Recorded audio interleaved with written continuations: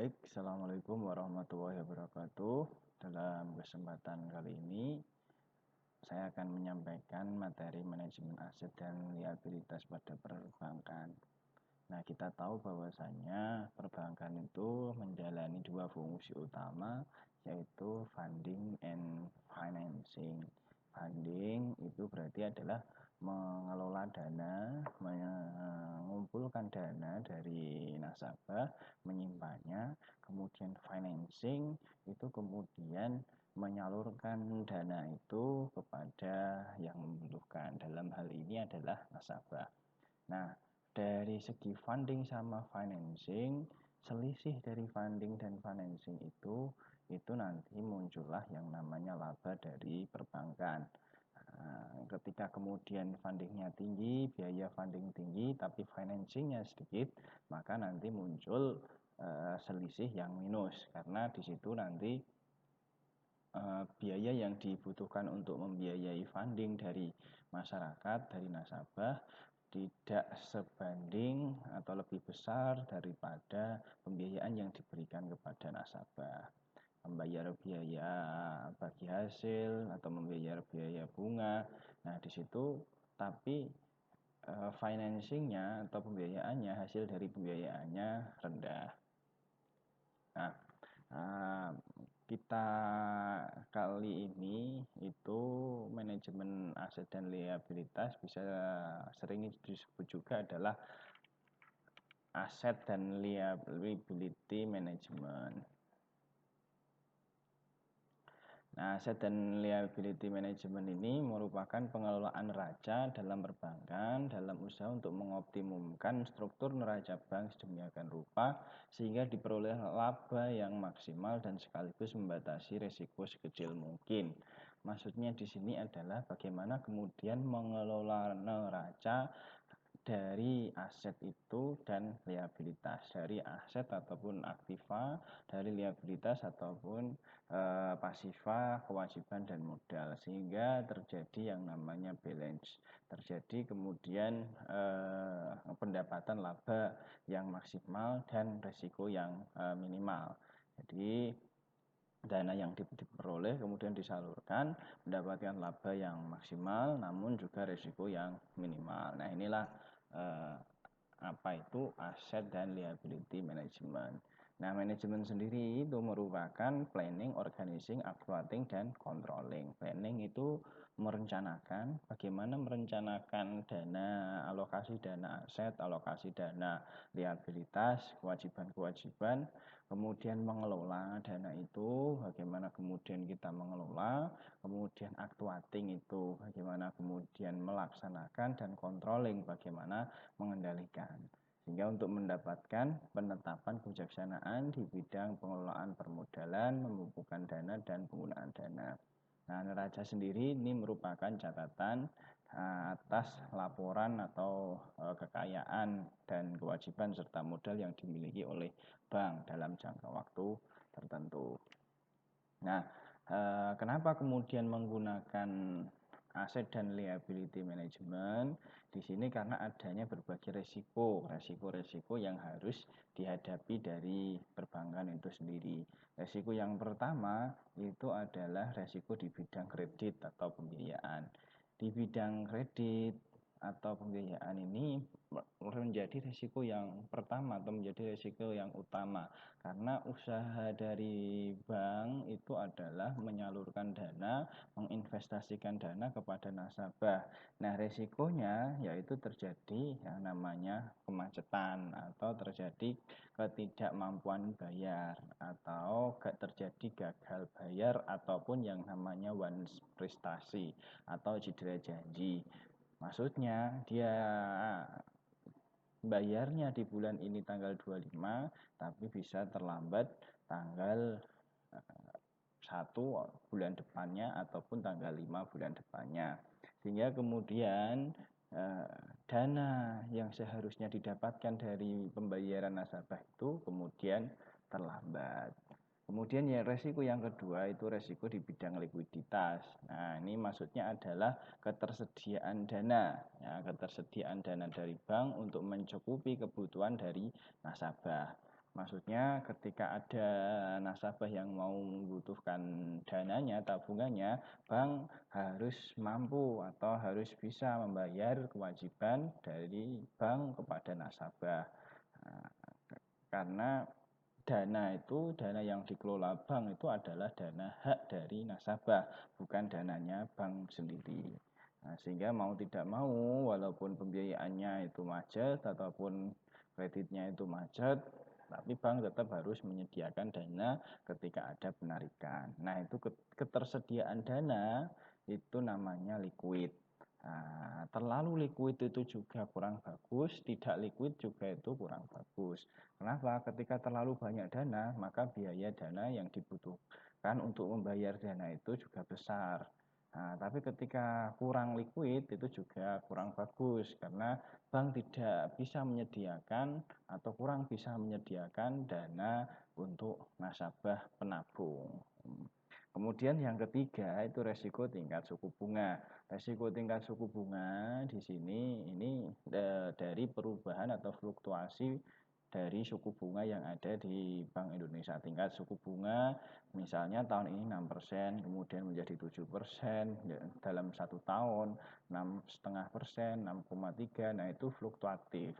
Nah, fluktuatif itu berdasarkan perekonomian dari suatu negara. Jadi ketika bunga yang dibebankan juga tinggi, maka bank harus juga membayar nasabah juga tinggi. Nah, sehingga perubahan-perubahan yang bunga itu akan menjadikan keuntungan dari bank atau laba dari bank juga berbeda-beda. Nah, itu adalah resiko tingkat suku bunga. Kemudian yang keempat itu adalah risiko nilai valuta asing atau falas. Maksudnya di sini adalah jual beli valuta asing, jual beli mata uang asing. Nah, ketika mata uang dolar kemudian naik, kemudian rupiah kan kemudian melemah. Nah, hal ini kemudian mempengaruhi dari pendapatan dari bank. Kemudian yang selanjutnya yaitu resiko di bidang kontingensi atau resiko akibat transaksi kontingent. Maksudnya ini adalah ketidakpastian di masa yang akan datang. Bank kan kemudian tidak bisa memastikan bahwasanya nasabah tepat waktu semua, 100% tepat waktu pembayarannya semua. Nah, kan tidak bisa. Nah, maka di situ ada yang namanya garansi atau lembaga penjamin simpanan. Nah, ketika ada yang tidak pasti dari itu kemudian bisa ditalangi atau ditanggapi atau bisa diganti dengan lembaga penjamin simpanan. Nah, ini resiko bank ya, bahwasanya banyak berbagai resiko yang bank yang ada, itu resiko kredit, market, liquidity, operasional, legal, reputation, strategi, compliance. Nah, ini cukup ada banyak resikonya karena setiap usaha pasti ada resikonya. Mau ada untung, mau ada return, mau pengen return atau mau pengen keuntungan, mau mendapatkan keuntungan, pasti juga tersedia risiko di situ. Kalau untungnya banyak, resikonya juga cukup banyak juga. High return rumusnya adalah high risk. Jadi tinggi return juga tinggi risiko.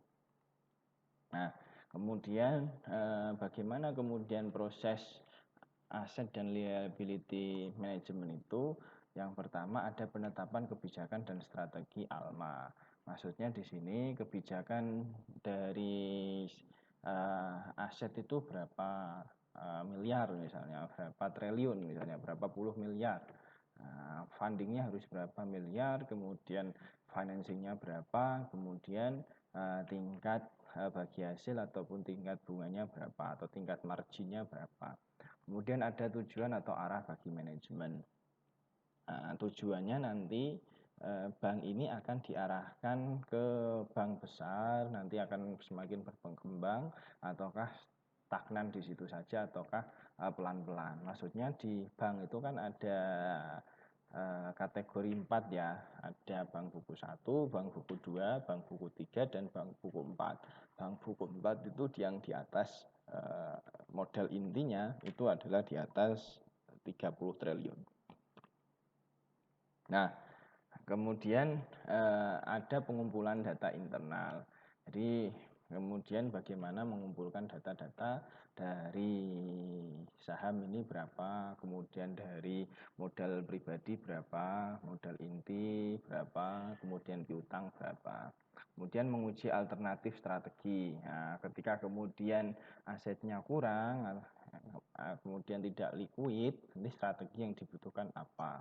Ini biasanya yang terjadi ya. Kemudian ada manajemen likuiditas. Nah, ini pengelolaan likuiditas. Maksudnya di sini itu ketika bulan-bulan tertentu itu ada yang namanya penarikan secara cukup besar. Biasanya itu di tahun ajaran baru ataupun di awal tahun ataupun di akhir tahun. Nah, masyarakat di tahun-tahun itu atau di bulan itu dia berbondong-bondong untuk melakukan penarikan tabungan. Maka di bulan-bulan itu bank harus sudah siap, harus menyediakan dana, ya, dana yang liquid itu tadi.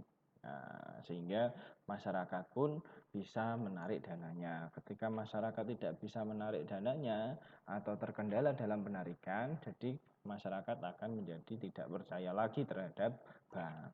Nah, karena kepercayaan itu ibaratnya seperti kertas putih. Ya, seperti kertas putih. Ketika kemudian kertas itu ditekuk-tekuk, dilempit, kemudian dikembalikan lagi, itu sudah tidak bisa seperti semula karena ada bekasnya di situ. Nah, maka bank harus bisa menjaga kepercayaan dari nasabah. Bagaimana dia kemudian mengelola likuiditas dari dananya, ya. Bahwasanya bulan Juni atau bulan April, Mei itu sudah siap. Nah, kemudian pada waktu Lebaran itu juga sudah siap. Akhir tahun itu juga sudah siap dananya. Nah, jadi target untuk financingnya diperendah, kemudian digunakan sebagai cadangan kas sehingga bisa nasabah yang menabung bisa melakukan penarikan. Kemudian ada manajemen gap. Maksudnya di sini biar tidak terjadi mismatch karena bank itu menggunakan dana dari nasabah dengan yang namanya gap. Nah, karena tabungan bisa diambil sewaktu-waktu, namun pembiayaan kepada nasabah itu sampai jatuh tempo baru dikembalikan semuanya. Nah, kita misalnya nabung dalam 1 bulan, kita dalam satu bulan kita melakukan penarikan. Tapi dana itu digunakan oleh bank itu untuk membiayai nasabah pembiayaan UMKM atau bisnis yang jatuh temponya bisa 2 tahun, 3 tahun, bahkan lebih. Nah, padahal dana yang tadi dikelola oleh dana kita yang dikelola oleh bank itu baru 1 bulan kemudian ditarik. Nah, itulah ada yang namanya gap di situ. Nah, kemudian bagaimana bank bisa sinkron atau bisa balance, bisa seimbang antara tabungan atau pool of fund tadi, tabungan dana yang dikelola bank dari nasabah dengan dana yang disalurkan. Kemudian ada manajemen valuta asing. Bagaimana kemudian mengelola valuta asing ketika kemudian nilai tukar dolar terhadap rupiah itu rupiahnya melemah, maka kemudian jangan sampai berbondong-bondong malah membeli rupiah atau cadangan rupiahnya cukup tinggi. Nah, jadi harus bisa pintar-pintar mengatur valuta asing ya. Kemudian ada manajemen pricing. Manajemen pricing ini itu menghargai sebuah pembiayaan. Nah, bank itu memberikan pembiayaan kepada nasabah berapa, kemudian tabungan memberikan imbal hasil kepada nasabah yang menabung berapa. Nah, ketika kemudian sama, nanti kan bank tidak mendapatkan apa-apa. Misalnya tabungan dari nasabah 1%, ya, gitu. Bank memberikan 1%. Nah, kemudian bank mematok pembiayaan harga pembiayaan 1% juga. Nah, maka kan nanti terjadi BEP bahkan di situ kan minus karena ada ada biaya-biaya yang lain. Nah, kemudian fungsi manajemen aset dan liabilitas. Nah, manajemen likuiditas ini merupakan kemampuan manajemen bank dalam menyediakan dana yang cukup untuk memenuhi semua kewajibannya maupun komitmen yang telah dikeluarkan kepada nasabah. Nah, ini tadi bahwasanya pengelolaan likuiditas yang baik yaitu bagaimana dia bisa mampu untuk memprediksi kebutuhan dana di masa yang akan datang. Ini di bulan Juni itu nanti ada penarikan besar-besaran karena ada anak sekolah, ada ajaran baru, ada mau lebaran. Di akhir tahun ini akan ada penarikan besar-besaran karena mau liburan atau kemana. Kemudian bank juga bagaimana caranya bisa mencari sumber dana untuk mencukupi jumlah yang dibutuhkan. Yang dibutuhkan ini ternyata adalah 10 miliar. Namun kas yang ada di bank itu hanya 5 miliar. Kas yang bisa ditarik itu yang dana segarnya hanya 5 miliar. Karena dana yang lain, dana aset dari bank itu berbentuk piutang. Nah, piutang itu kan tidak bisa langsung kemudian ditarik sewaktu-waktu sebelum jatuh tempo. Ini jatuh temponya 2 tahun karena banyak melakukan penarikan, kemudian ini dilunasi ya kan tidak bisa seperti itu. Itu karena perjanjiannya ya sampai pada jatuh tempo yang melakukan pembiayaan. Jadi bagaimana dia bisa mampu mencari sumber dana, cari dana deposito atau misalnya sampai pilihan akhirnya itu adalah pada mencari hutang kepada bank lain. Kemudian melakukan penatausahaan untuk arus dana yang masuk dan keluar. Dana masuk berapa, kemudian keluar berapa. Kemudian resiko yang dapat timbul, resiko pendanaan dan resiko bunga. Nah, fungsi manajemen aset dan liabilitas selanjutnya ini adalah alat untuk mengukur likuiditas bank. Ada yang namanya jangka pendek, jangka panjang. Jangka pendek ini berdasarkan giro wajib minimum statutory reserve requirement. Ini adalah saldo giro pada Bank Indonesia dibagi kewajiban kepada pihak ketiga pada periode 2 minggu sebelumnya. Nah, maksudnya saldo giro yang ada pada Bank Indonesia dibagi dengan kewajiban pada pihak ketiga, saldo gironya 10 miliar. Nah, kewajiban kepada pihak ketiga adalah 5 miliar. Nah, itu. Kemudian pada periode 2 minggu sebelumnya berapa? Nah, itu namanya giro wajib minimum. Basic surplus ini sama dengan aktiva lancar dikurangi pasiva lancar. Kemudian untuk jangka panjang itu ada rasio likuiditas, new purchase fund required dibagi total funding requirement. Ini merupakan simpanan baru dibagi dengan simpanan yang total ya, simpanan total.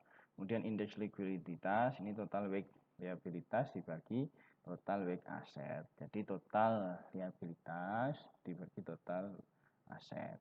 Kemudian loan to deposit ratio itu pinjaman yang diberikan dibagi pada dana masyarakat. Nah, LDR yang efektif atau yang pinjaman yang diberikan itu adalah 85% sampai 110%. Kemudian strategi manajemen likuiditas itu adalah bagaimana dia manajer itu mempunyai skill atau mempunyai keahlian.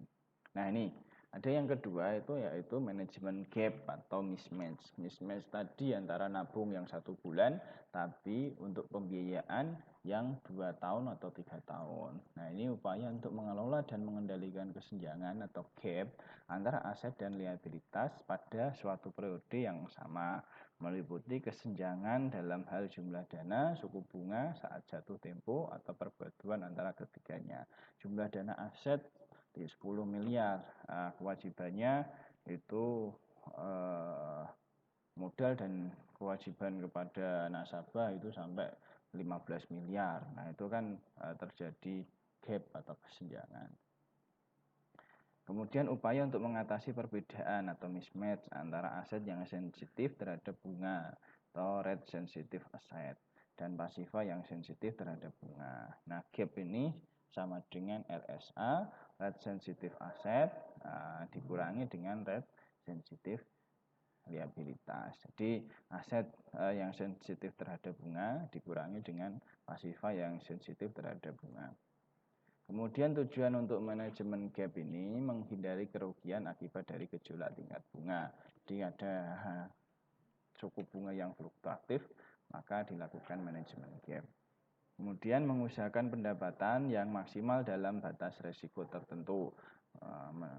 Jadi untuk mendapatkan pendapatan yang maksimal itu berapa persen tingkat suku bunganya atau tingkat marginnya, tingkat bagi hasilnya berapa persen, itu harus ditetapkan.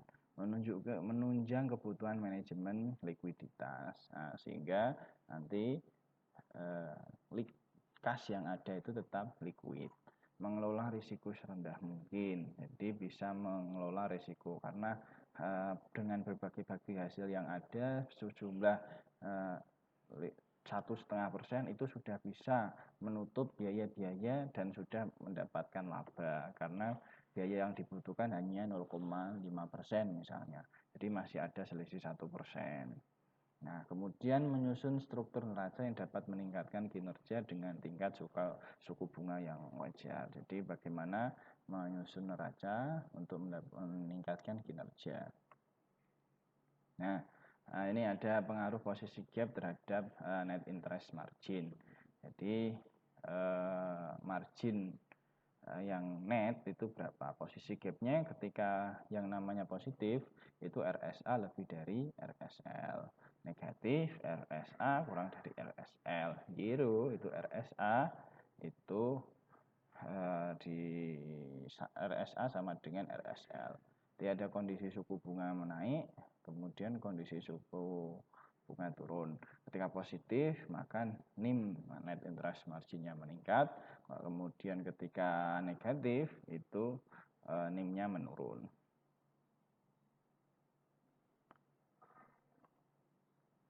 Nah, bagaimana kemudian mengelola interest rate?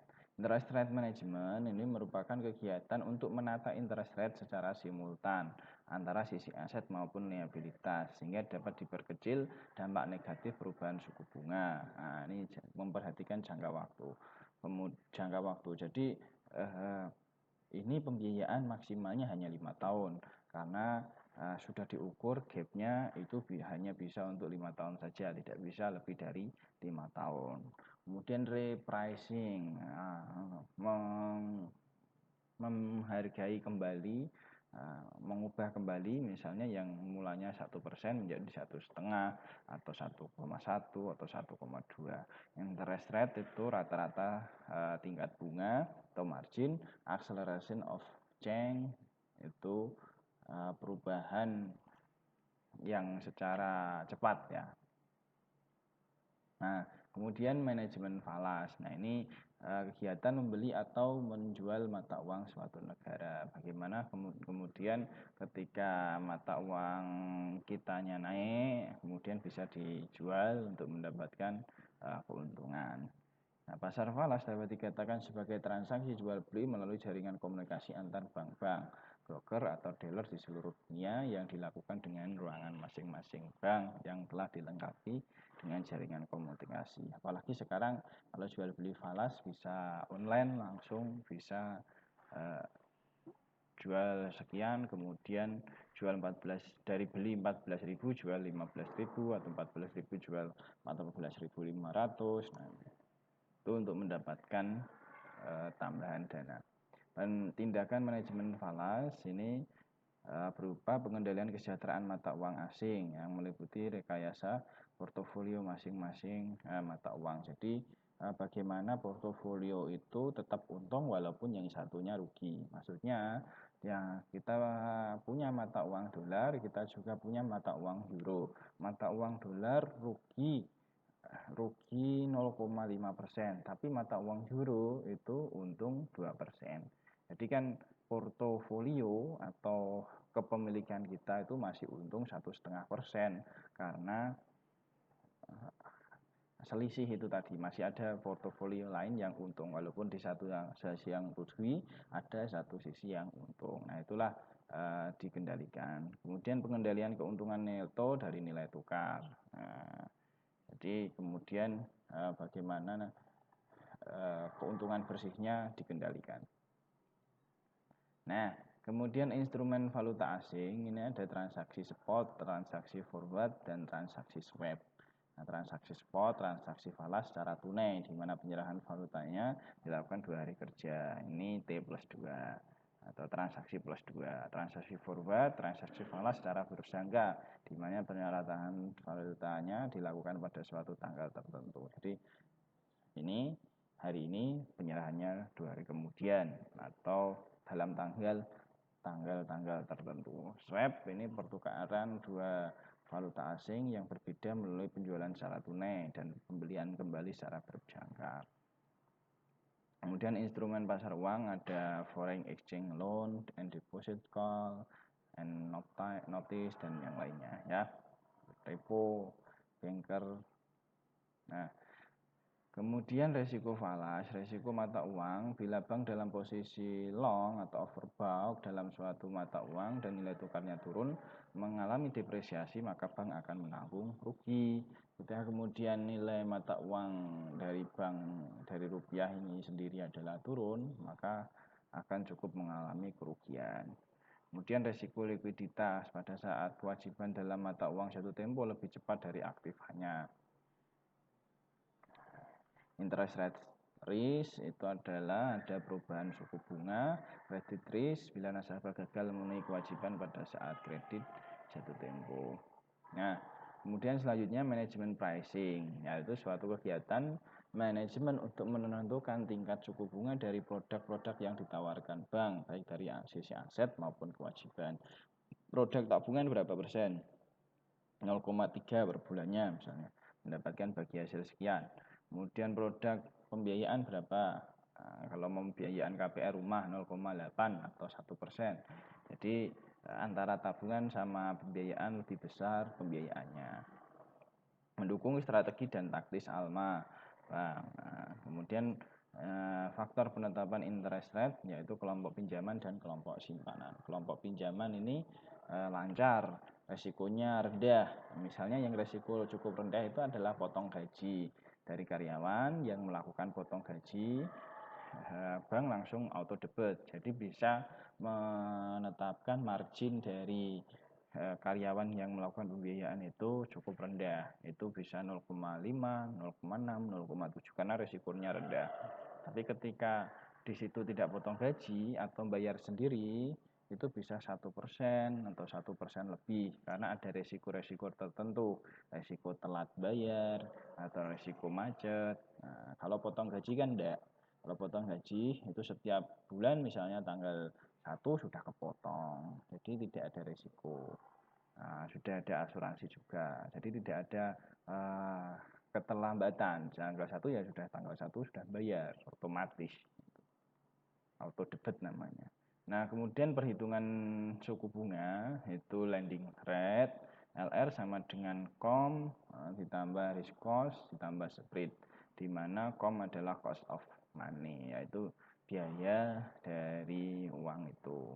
Risk cost tadi ya risiko dari biaya, spread ini adalah masa depan ya, ketidakpastian yang ada di masa depan. Jadi lending rate berapa rata-ratanya, itu biaya money-nya berapa, resikonya berapa, kemudian ketidakpastian nanti ke depannya berapa. Nah, kemudian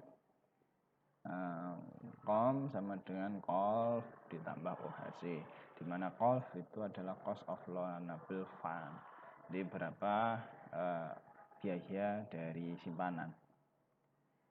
Nah, ini ada berbagai perhitungan ya. Perhitungan dana ini sangat diperlukan sekarang karena kok bank syariah lebih besar ya marginnya daripada bank konvensional.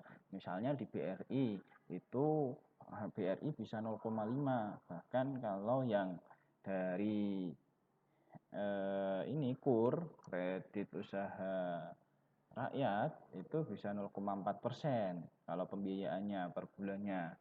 Nah, kalau ngambil pembiayaan 1 juta 0,4%-nya itu kan hanya 40.000 ya, hanya 40.000 itu. Nah, itu kan malah sedikit ya, malah lebih sedikit lagi nih. Bahkan bisa 0,4, bahkan 0,3. Biasanya sih 0,4 kalau kur. Tapi ketika kemudian bank syariah kok lebih besar 1%. Nah, 1% itu berarti kan kalau 1 juta 1%-nya itu 10.000 ya. Berarti kalau tadi yang 0,4 1 jutanya 4.000. Jadi ya, kalau bank syariah 10.000, kalau BRI kurnya bisa 4.000. Nah, inilah yang menjadi pertanyaan, kenapa bisa seperti itu? Karena aset dari bank itu cukup besar, bank BRI cukup besar. Jadi dananya cukup liquid, sehingga biaya dana yang dibutuhkan pun itu bisa lebih kecil dibandingkan dari bank syariah itu. Jadi memang untuk mematok harga pricing pembiayaan itu harus diukur dari asetnya. Nah, ini cost of my fund, ini makanya kemudian diukur di sini DIP ditambah DP. DIP itu total interest paid, total biaya bunga ditambah DP, dividen paid, dividen saham yang dibayarkan, dibagi SD itu saving deposit, ditambah TD itu time deposit, ditambah DD, nah itu demand deposit, ditambah OF itu order fund. Jadi cost biaya dari fund itu berarti total interest paid ditambah dividen paid dibagi SD ditambah TD ditambah DT dan tambah OF. Nah, inilah yang bisa kemudian dihitung ya. Ada rumusnya untuk menghitung berapa persen margin pembiayaan dan berapa persen bagi hasil tabungan. Itu dari saya, terima kasih. Selanjutnya kita bisa diskusikan. Assalamualaikum warahmatullahi wabarakatuh.